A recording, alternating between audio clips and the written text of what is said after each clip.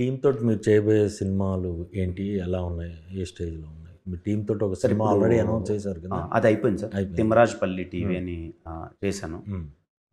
సాయి అని ఆహ్, నాకు 'ఎస్ఆర్ కళ్యాణ మండపంలో' camera assistant sir. Okay. 'SR Kalyana Mandapam' సినిమాకి కెమెరా అసిస్టెంట్ అతను. హ్మ్. సాయి అని అతను. హ్మ్. తనకి యాక్టింగ్ అంటే చాలా పిచ్చి. హ్మ్. ఆహ్, ఎప్పుడు నాతో ఉండేవాడు, ట్రావెల్ అయ్యేవాడు.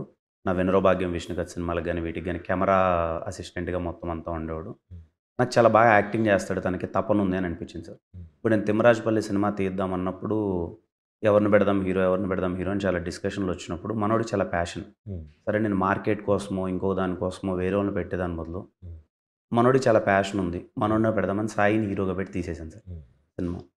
డైరెక్టర్ కూడా ముని అని చెప్పి నాకు నా ఒక సినిమాకి ఆన్‌లైన్ ఎడిటర్ సార్. ఓకే. తనకి సినిమాలంటే పిచ్చి. మంచి సెన్స్ ఉంది. హ్మ్. తీస్తాడనిపించింది. తను పెట్టి తను డైరెక్టర్ సార్ సినిమాకి. ఓకే.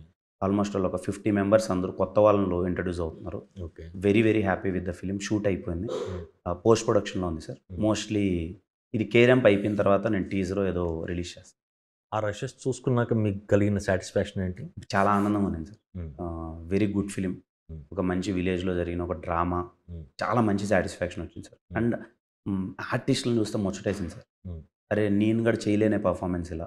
హ్మ్. నేను కూడా ఎప్పుడు ఇలా ట్రై చేయలేదే. ఇంత బాగా పెర్ఫార్మ్ చేశారేంటి అందరూ హ్మ్. అన్న ఒక ఫీలింగ్ వచ్చింది సార్. హ్మ్. ప్రాపర్ రేపు మీకు ఆ కంటెంట్ రిలీజ్ అయినప్పుడు అర్థమవుతది సార్. ఆ హ్మ్. సినిమా రిలీజ్ అయిన తర్వాత 'తిమ్మరాజుపల్లి టీవీ' అనే సినిమా హ్మ్. యాస్ ఎ ప్రొడ్యూసర్ ఇదేం కాదు సార్. అది చాలా నాకున్న దాంట్లో అందరూ మన తెలుగు ఇండస్ట్రీలో ఇంత మంచి ఆర్టిస్టులు ఉన్నారా? హ్మ్. అనేది ఆ సినిమాలో కనిపిస్తది సార్. హ్మ్. చాలా మంచి పెర్ఫార్మన్స్ చేశారు సార్ అందరూ.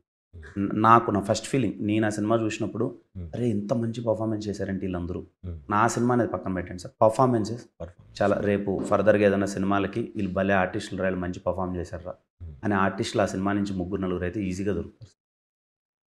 అంటే